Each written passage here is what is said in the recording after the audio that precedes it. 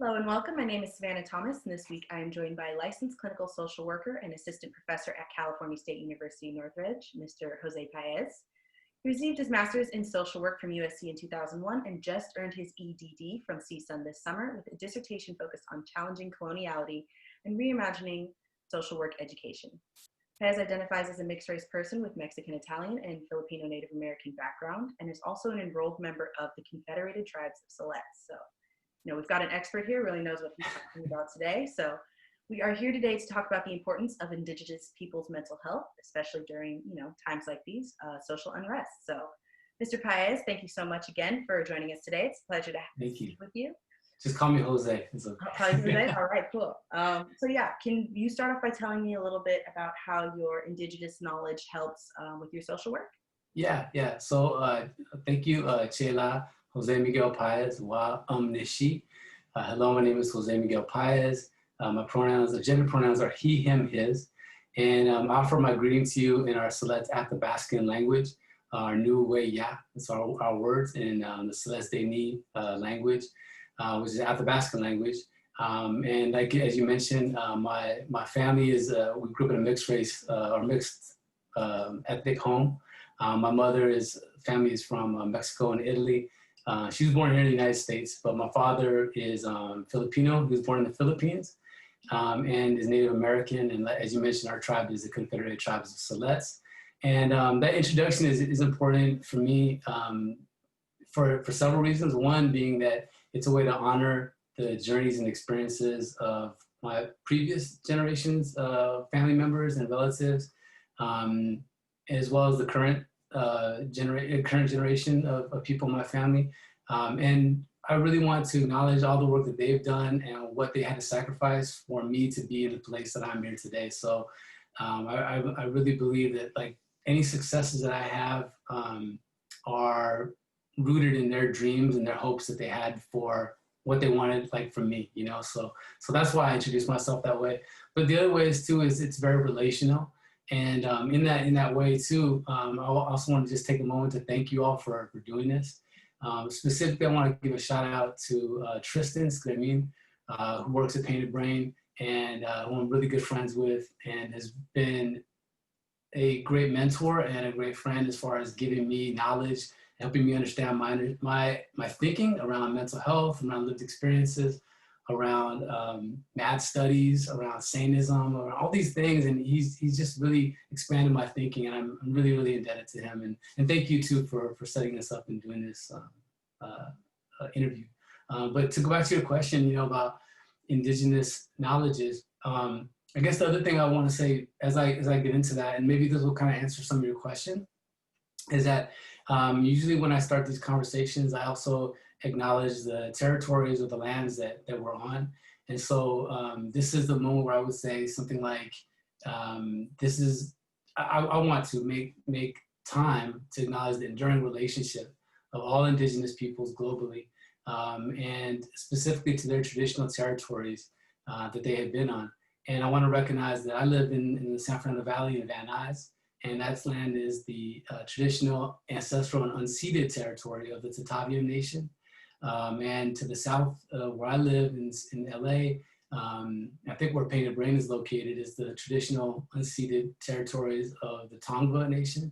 And to the west, to the coast, is the Chumash peoples. And all of these peoples, along with countless other Indigenous people, have been living and working on these lands since time immemorial. So doing that is not just a ritual, but it's a way to center Indigenous perspectives right from the outset.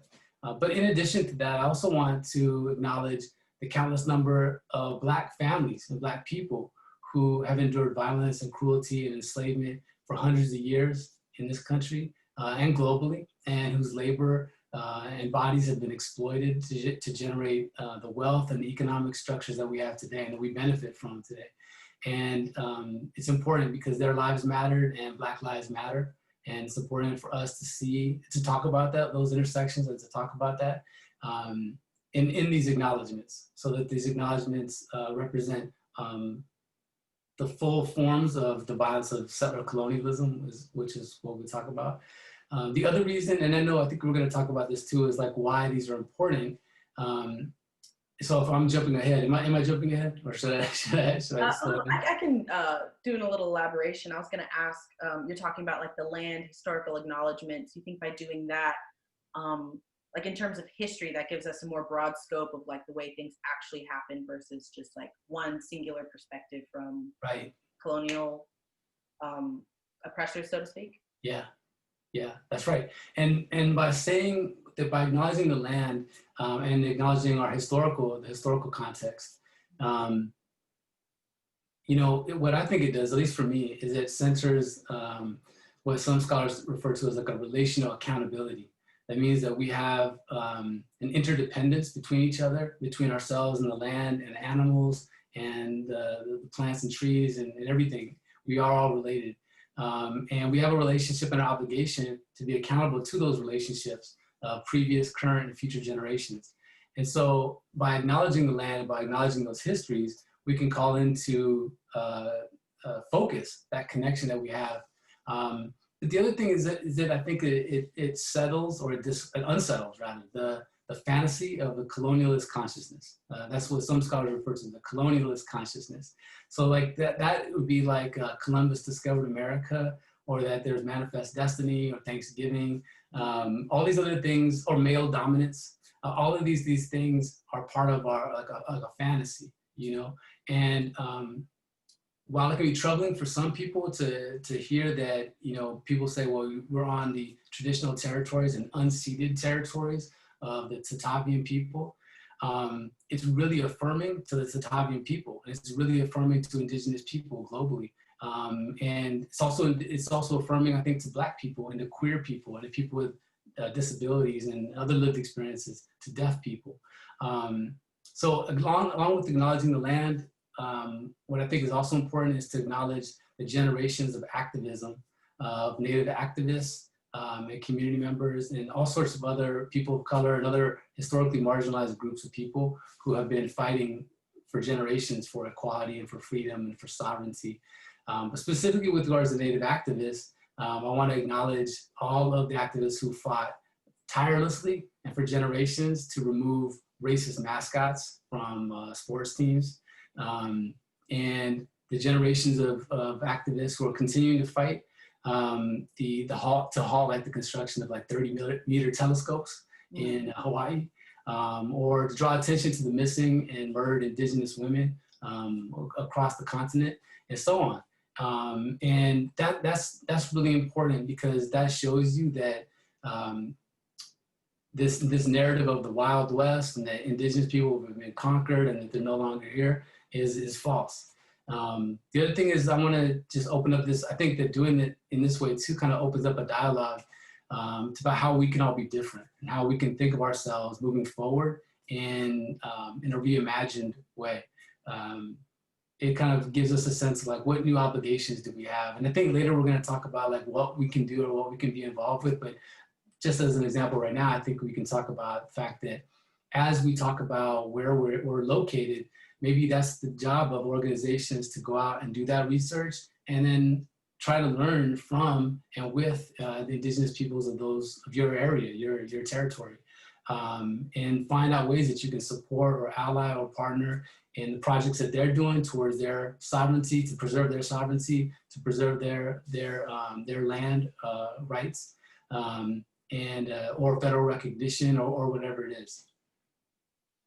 Okay, excellent. Well, hopping straight into and I love what you said about all that. I'm going to be touching on it like as we continue to move through, but moving specifically onto mental health, I know that there is not a lot of recognition for minority individuals who do have mental health issues. But you were saying before that even doing things like making historical and land acknowledgements can be reaffirming to these minority groups. Right. I wanted to ask, what are some of the strengths of Indigenous people's mental health? Could you tell me a little bit about that? Definitely. And, I just want to acknowledge that we put that question at the beginning, because I'm a licensed clinical social worker.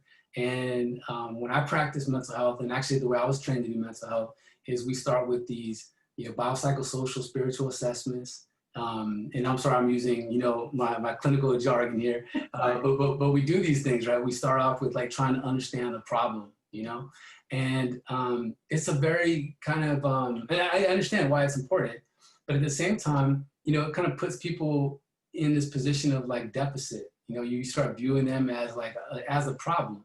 Obviously, they have a problem. That's why they're coming to see you, or something's going on wrong. It's been disrupted.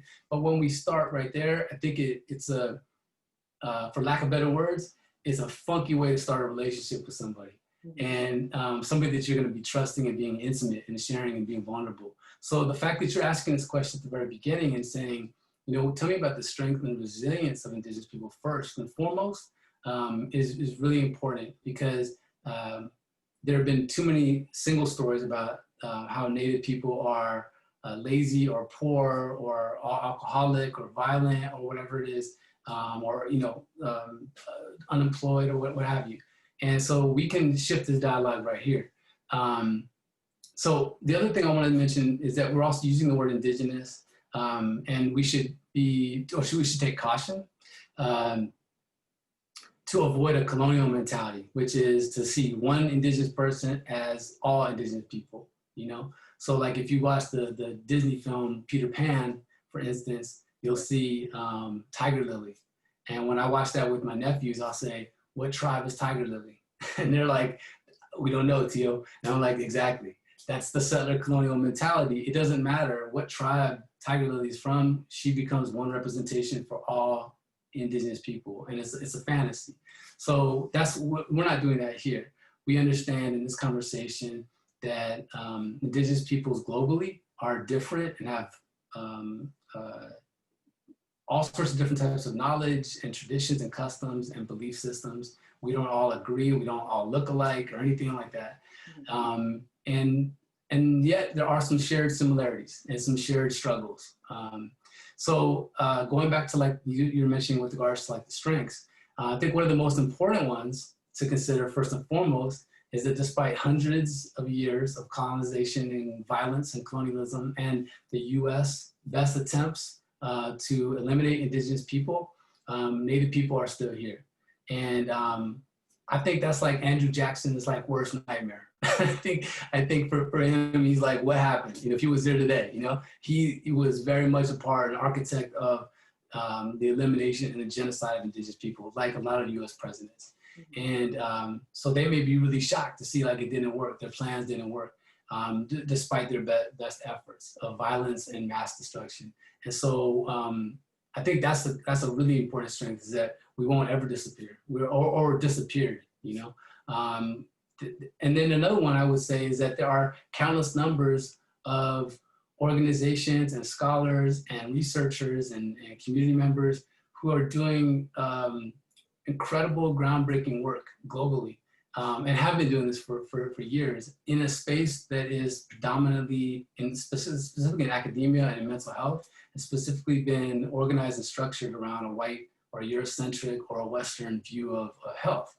And so the fact that their efforts from many generations past are having an impact on us today is also a really important strength. So people like Dr. Linda Tui-Highsmith, Dr. Michael Yellowbird, to folks like Dr. Kimberly Robertson, Dr. Ramona Beltran, and so on. And these are I'm just touching the surface of scholars and researchers who are doing really, really inspiring work in mental health and specifically around Native and Indigenous issues. There's also a lot of Native-owned organizations locally in Los Angeles that do mental health work. And just want to give a shout out to Indigenous Circle of Wellness, which is founded by Monique Castro. We'll give a shout out to the Red Circle Project, which is part of APLA, or the AIDS Project LA, which is the only HIV prevention in LA County that provides services to American Indian and Alaska Native community, and with a specific focus on Two-Spirit and trans and LGBTQ communities. Recognition to the American Indian Counseling Center, to the Native American Neighborhood Network. And again, I'm listing off names here, but there are lots of organizations that are doing this. And there's conferences that have been developed over the last few years. And if anyone is on social media, you will see on Instagram or Twitter, Indigenous scholars, Indigenous community members, activists, teachers, kids, youth, everybody sharing and speaking back to these dominant narratives. And I bring all this up because I think that's the vibrancy and the strength and the brilliance and the creativity of Indigenous people, in a global context. And then lastly, I just want to say that I think with regards to strengths and resilience is I'm reminded of the dancing and the singing and the storytelling, the cooking, the weaving, the basket making, the beading, powwows. Last year, our powwow, our tribe's powwow was canceled this year. But last year when we were there, I was there with my nephews, my aunt who lives on the reservation there or lives in the Celeste area there, and my parents, and we were watching these dancers come in, and I was explaining to my nephews, that years ago, all of these dances were outlawed. It was illegal to do these dances. So don't take it for granted when you watch a powwow, you watch these dancers come in and sing these songs. Know that that's a sign of resistance and freedom and vibrancy and strength. And that's power. That's power. And so then they're watching this in this different way, like wow, like this is very, very different than what they had expected. It's not just some like cultural event you get to go to, and but now there's like this historical significance of why this is important. So I think that all plays into an overall sense of like well-being and mental health, and I think it can set us up for the next discussion about like maybe how we're impacted. So. Right, excellent. Well, it sounds like you're talking a lot about like, even though, of course, like there are so many different Indigenous communities, you can't sort of umbrella them all together. What you do share in common is what you were saying, like strength in resisting like this common colonial like narrative and creating sort of your own and continuing to create your own narrative the way you guys choose to express yourself. It was outlawed before, and you are continuing the fight. Along those regards, I do, while acknowledging all of that is very beautiful and powerful, want to acknowledge that there are some negative aspects as well in terms of mental health needs for Indigenous peoples. So I would like to ask you, kind of combining two questions, what are some of the unique mental health needs of Indigenous people specific to Los Angeles? Because I know, again, I don't want to sort of umbrella it to try and ask you to conquer a ton of topics. Right. But yeah, what are some of the unique mental health needs for Indigenous peoples, like specific to Los Angeles, your area of study? And then like, what are some ways people can work to, people being either those in your fields or just the wider world at large, work to help support those individuals? Yeah, it's a great question. Thank you for framing it that way too. And I appreciate this dialogue that we're having. Los Angeles has one of the largest concentration of Indigenous people, and it was considered an urban area in the United States. And that also includes Indigenous people from Mexico and throughout Central America. And even though, and I know this complicates things a little bit because we use words like Latino or Latinx or Hispanic, but I guess one question I would just pose here as we're watching this, people watch this, is just to consider the role of that word, Latino or Latinx or Hispanic, and what it does it erase Indigenous experiences? Does it erase or invisibilize Indigenous communities all throughout, Central America, South America, through Mexico? And if it does, then maybe that's a part of our overall well-being and a reason why there are the kind of mental health issues that Indigenous people are experiencing. From my reading of it and my experience of it, what I would say is that the mental health issues that are afflicting Indigenous people and Indigenous communities today are or can be directly tied back to hundreds of years of colonization. Because colonization was the process of uprooting families, disconnecting families, separating children from families, and literal, which is all violence, and then also the slaughter of families to literally get them out of erase them, eliminate them.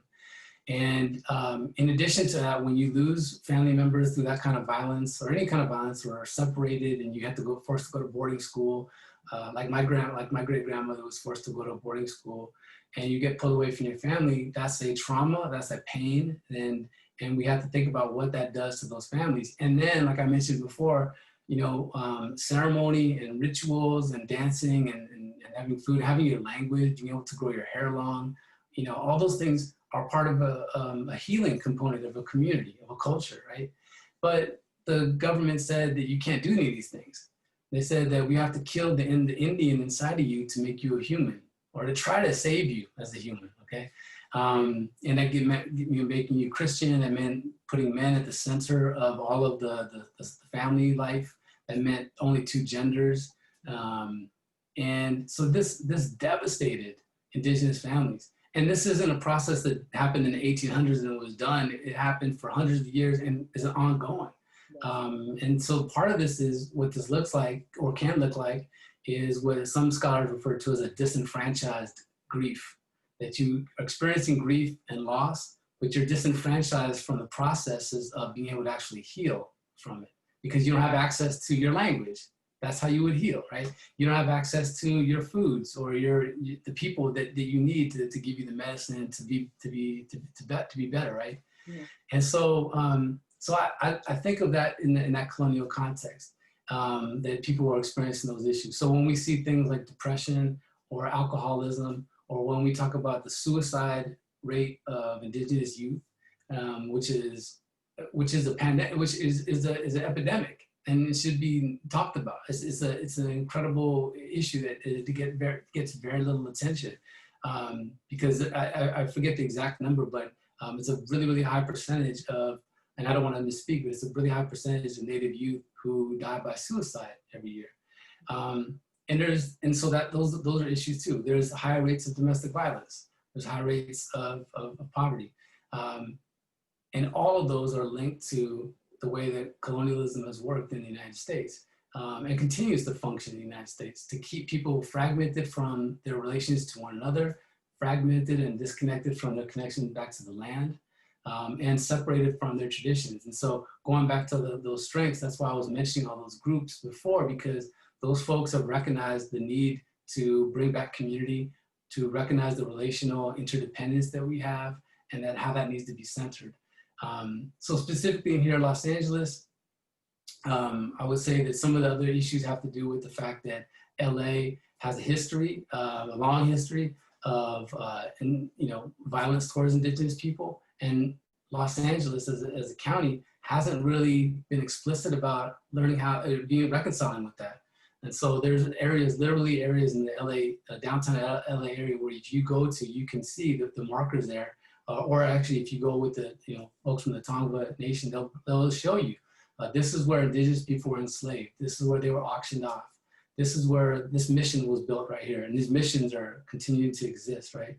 And those continue to remind us of the violence that was done to Native people. So part of mental health challenges facing Indigenous people in LA is the fact that all around Indigenous people in LA are the markers of violence. And so when you're constantly bombarded with those kind of markers of violence, it's difficult to really fully heal. And so that's where these things like activism are so important, and these community projects are so important. Thank you. We've only got a couple minutes left, so I just want to ask you, kind of as a closing, do you have any closing remarks? It sounds like you're talking a lot about how like this generational trauma and then disenfranchisement of an entire group has really affected and continues to affect different Indigenous populations globally, but especially in the United States from your personal experience. As a closing remark, I meant to say, how do you think that your peers as social workers can help these disenfranchised groups? Could they do anything better, or what areas they can improve in?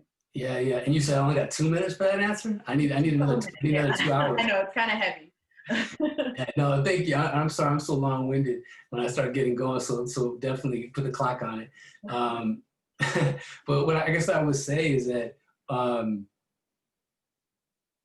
the first thing is, I think we'll start with is educators who are training people to be mental health professionals need to radically disinvest from a white supremacy, patriarchal, cis-normative focus, able-bodied focus in education. And so I'm talking about the social work programs, MFT programs, psychology programs, any social health, social service, public health, all that stuff needs to be revamped to address, specifically be explicit about addressing colonialism, enslavement, what reparation would look like, what repatriation of land would look like, as a way to fully deal with these mental health challenges. So I think that's one area where it starts. And we can also talk about K through 12 and college and all the other, but specifically for mental health professionals.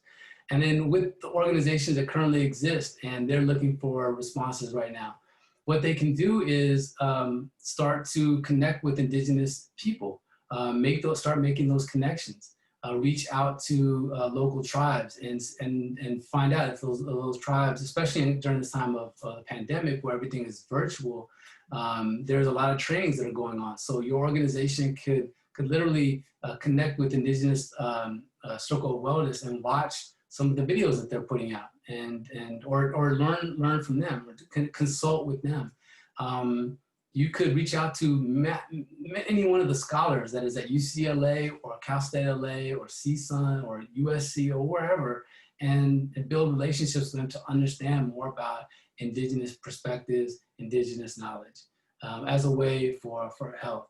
Another thing we could do is to rethink the style of treatment that we use. Currently, we use, like I was mentioning before, is an approach that starts with generally like problems or what's called like evidence-based practice that doesn't necessarily lend itself well to people who have been the victims of 500 years of violence. So we need to re-examine those, maybe let some of those go and start to build new pathways to bring in Indigenous healers and Indigenous communities.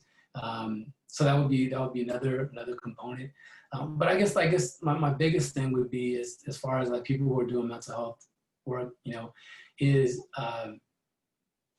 be open to being unsettled, be open and courageous to be unsettled, and have to rethink everything that we're doing because the current model does not serve Indigenous people well. And the current models need to be rejected in a lot of ways, and we need to embrace new strategies, new approaches. And I should say new to some, but they've been traditional for many, for generations, and to embrace those and learn where we can come together and understand these ideas so that we have a more just, sustainable, relational, and accountable world. Thank you very much. I really appreciate, once again, you joining us being here today. I'd like to say on behalf of the Painted Brain, I am Savannah Thomas. Thank you so much. It's been a pleasure, and thank you for the time. I really appreciate it. And shout out again, Painted Brain. Thank you.